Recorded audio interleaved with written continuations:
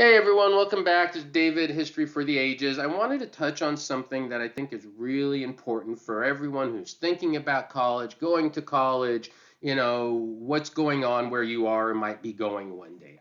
Those of you who follow my channel know mainly I do history videos about all these historical events. I love teaching history, it's my passion, but there's a real problem on college campuses today. And I want to start with a quick little story because a few years back I was in a meeting and they were talking about how we need more diversity in hiring.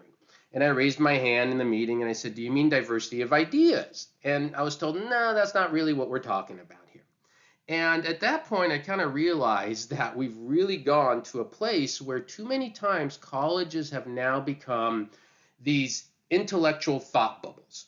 And that's not good. Living in a thought bubble isn't good if it's of the left, of the right. You're not exposed to different ideas and challenging things. And it's gotten to the point where many colleges, some people have said, and I've seen this as well, they've become more about indoctrination than education.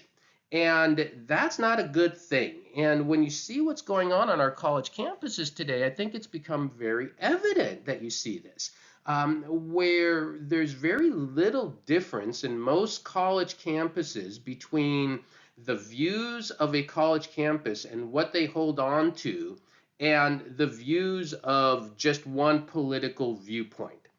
That's not good. There needs to be a diversity of ideas in a college campus, and we're starting to see that disappearing.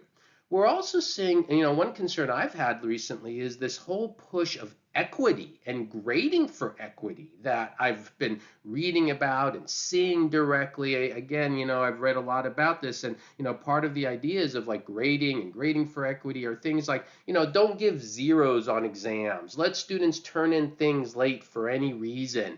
And to me, and it goes on, and don't do any extra credit outside of class because some students may be able to do it and others not, and it's not fair.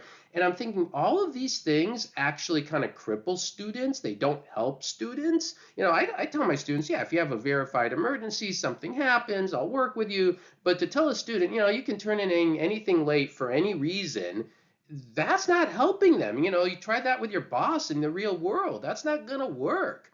And, very often, again, you see these moments now in colleges where even fields like history that I am so passionate about have become they're not doing what I call quote unquote good history. And when I mean good history is not something that you agree or disagree with, but history is supposed to be done a certain way. And it is so bent on like pushing ideology very often that you get things like maybe you've heard of the 1619 Project, which is just horribly done history.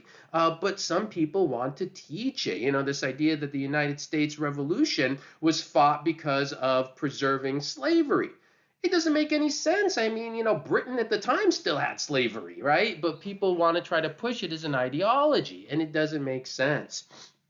And so these are my concerns that I'm seeing, and they need to, when I say they, academia needs to really begin to refocus on what the focus is on colleges. Is it about educating? Is it about, giving different perspectives and learning how to think critically about ideas and challenging, concepts and learning more? Or is it about just pushing political ideologies that everyone there happens to agree with? Aside from that, is college for everyone? Look, my parents never went to college, and not once. They did really well in life, right? And I do think there's also this idea that even if college does fix these issues, it doesn't mean college is for everyone. I'm a very big believer in vocational stuff, right? And I had a plumber come over for doing some work the other day, and we were chatting. The guy makes like $2 million a year doing plumbing because he opened up a little company. And, if you ever had any plumbing work in your house, you know what I'm talking about. It's expensive. But there's a lot of vocational programs. I'm at a community college, and a lot of community colleges do great jobs at, various vocational programs. And there's nothing wrong with that, right? And another thing to think about is, moving in the future, you have things like AI, right? And in AI, maybe certain jobs that we think of today, especially in the humanities and social sciences, may be very different because of AI, right? Now, this is not to say that you can't get, a beautiful education in college, and there's certain fields, engineering, science, math, that really I think are vital that people go to college to learn this material.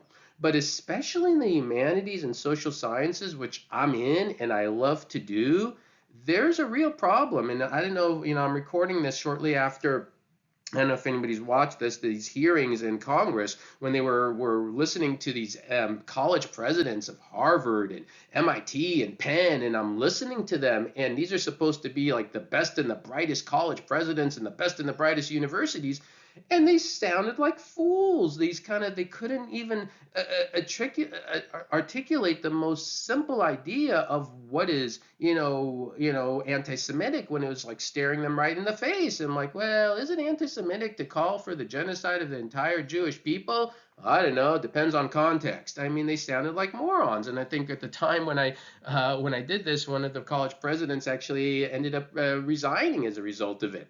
So this is the problem that I see in colleges today, and I really hope that, if you're thinking of sending your kids to college or you're in college, that you understand this, because college can still be a beautiful thing, but if every class you get is the same stuff and you hear the same mantra and you have the same thing from the top all the way down, then you're not really learning anything, and that's my concern. And so I think we can repair it as colleges. I think we can fix it by making colleges more less focused on, political agendas and everybody's political movements, and simply more about teaching.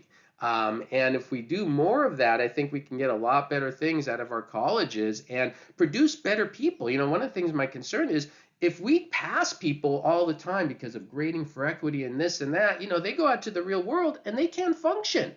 How does that help our society as a whole? How does it help society as a whole? Is if every college kid basically walks in and out of every college classroom getting the same ideas. And, if this starts to get into hiring, when people like me retire, everybody's going to come after is only going to have the same thought bubble. Yeah, I'm not sure I would even be able to be hired today on many colleges. Even though I've been doing this for 25 years, students love what I do. I work really hard helping my students.